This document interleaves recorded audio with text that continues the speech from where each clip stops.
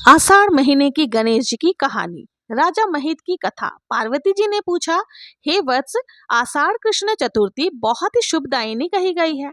आप उसका विधान बताइए। इस माह के गणेश जी का क्या नाम है और इनकी पूजा किस प्रकार से करनी चाहिए? गणेश जी ने उत्तर दिया कि हे माता, पूर्व काल में इसी प्रश्न को युधिष्ठिर ने पूछा था और उन्हें जो भगवान कृष्ण ने उत्तर दिया वही उसको बतला रहा हूँ। आप सुनिए। श्री कृष्ण ने कहा, हे राजन, हे कुंती पुत्र, आचार्य कृष्ण चतुर्थी के गणेश जी का नाम लंबोदर है। गणेश जी के प्रीत कारक विधानाशक पुराण इतिहास में वर्णित कथा को कह रहा हूँ, आप सुनिए। द्वापर युग में महिष्मती नगरी का महिजीत नामक राजा था। वो बड़ा ही पुण्यशील और प्रतापी राजा था। वो अपनी प्रजा का पालन पुत्रव्रत करता था, किंतु संतान विहीन होने के कारण उसे राजमहल का वैभव अच्छा नहीं लगता था। वेदों में निसंतान का जीवन व्यर्थ माना गया है। यदि संतान विहीन व्यक्ति अपने पितरों को जल दान कर देता है तो उसके पितृग उस जल को गर्म के रूप में ग्रहण करते हैं। इसी ऊहापोह में राजा का बहुत समय व्यतीत हो गया। उन्होंने पुत्र प्राप्ति के लिए बहुत से दान यज्ञ आदि कार्य किए, फिर भी राजा को पुत्रोक्ति की प्राप्ति नहीं हुई। जवानी ढल गई, बुढ़ापा आ गया, किंतु वंश वृद्धि न हुई। तब राजा ने विद्वान ब्राह्मणों और प्रजाओं से परामर्श किया। राजा ने कहा, हे ब्राह्मणों तथा प्रजाजनों, हम तो संतानहीन हो गए हैं। अब हमारी क्या गति होगी? मैंने तो जीवन में किंचित भी पाप कर्म नहीं किया। मैंने कभी अत्याचार द्वारा धन संग्रह नहीं किया। मैंने तो सदैव प्रजा का पुत्रवत पालन किया तथा धर्म आचरण द्वारा ही पृथ्वी शासन किया। मैंने चोर डाकुओं को दंडित किया, इष्ट मित्रों के भोजन की व्यवस्था की, गौ ब्राह्मणों का हित चिंतन करने हेतु शिष्ट पुरुषों का आदर सत्कार किया। फिर भी मुझे अब तक पुत्र न होने का क्या कारण है? विद्वान ब्राह्मणों ने कहा, हे महाराज, हम लोग वैसा ही प्रयत्न करेंगे जिससे आपके वंश की वृद्धि हो। इस प्रकार कहकर सब लोग युक्ति सोचने लगे। सारी प्रजा राजा के मनोरथ सिद्धि के लिए ब्राह्मणों के साथ वन में चली गई। वन में उन लोगों को एक श्रेष्ठ मुनि के दर्शन हुए। वो मुनिराज निराहार रहकर तपस्या में लीन थे। ब्रह्मा जी के समान आत्मजित, क्रोधित तथा सनातन पुरुष थे। संपूर्ण वेद विशारद, दीर्घायु, अनंत एवं अनेक ब्रह्म ज्ञान संपन्न वे महात्मा थे। उनका निर्मल नाम लोमश ऋषि था। प्रत्येक कल्पांत में उन्होंने एक एक रोम प्रतीत होते थे, इसलिए उनका नाम लोमश ऋषि पड़ गया। ऐसे त्रिकालदर्शी महर्षि लोमेश के उन लोगों ने दर्शन किए। सब लोग उन तेजस्वी मुनि के पास गए। उचित अभ्यर्थना एवं प्रार्थना आदि के अनंतर सभी लोग उनके समक्ष खड़े हो गए। मुनि के दर्शन से सभी लोग प्रसन्न होकर परस्पर कहने लगे कि हम लोगों को सौभाग्य से ही ऐसे मुनि के दर्शन हुए हैं। उनके उपदेश से हम सभी का मंगल होगा। ऐसा निश्चय कर उन लोगों ने मुनिराज से कहा, हे ब्रह्म ऋषि, हम लोगों के दुख का कारण सुनिए। अपने संदेह के निवारण के लिए हम लोग आपके पास आए हैं। हे भगवान, आप कोई उपाय बताएं।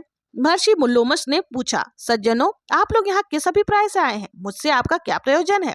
स्पष्ट रूप से कहिए, मैं आपके सभी संदेहों का निवारण करूंगा।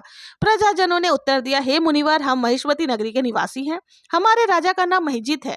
वो राजा ब्राह्मणों का राक्षस, धर्मात्मा, दानवीर, शूरवीर एवं मधुरभाषी है। उस राजा ने हम लोगों का पालन पोषण किया है, परंतु ऐसे राजा को आज तक संतान की प्राप्ति नहीं हुई।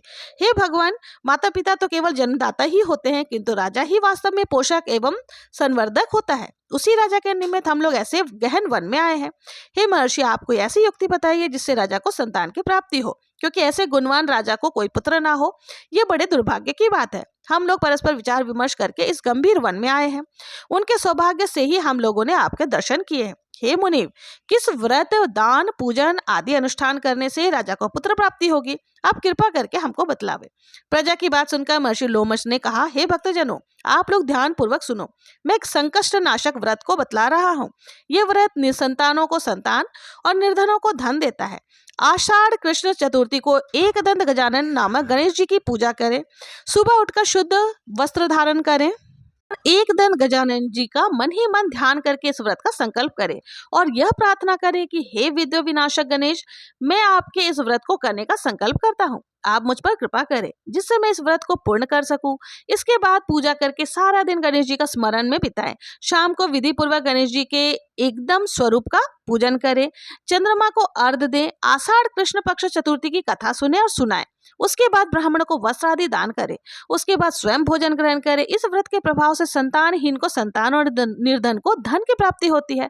साधक के सभी मनोरथ गणेश जी की कृपा से सिद्ध होते हैं और शत्रुओं का नाश होता है। महर्षि लोमश की यह बात सुनकर सभी लोग करबद्ध होकर उठ खड़े हुए। नतमस्तक होकर दंडवत प्रणाम करके सभी लोग नगर में लौट आए। वन में घटित सभी घटनाओं को प्रजाजनों ने राजा से बताया। प्रजाजनों की बात सुनकर राजा बहुत प्रसन्न हुए और उन्होंने श्रद्धा पूर्वक विधिवत गणेश चतुर्थी का व्रत करके ब्राह्मणों को भोजन वस्त्र आदि का दान दिया।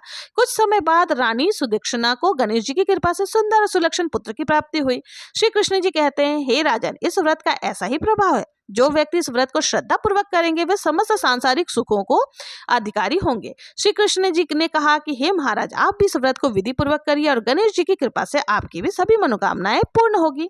आपके संपूर्ण शत्रुओं का विनाश होगा और आप अचल राज्य के अधिकारी भी बनेंगे। जय जय श्री राधे। ओम गणेशाय नमः।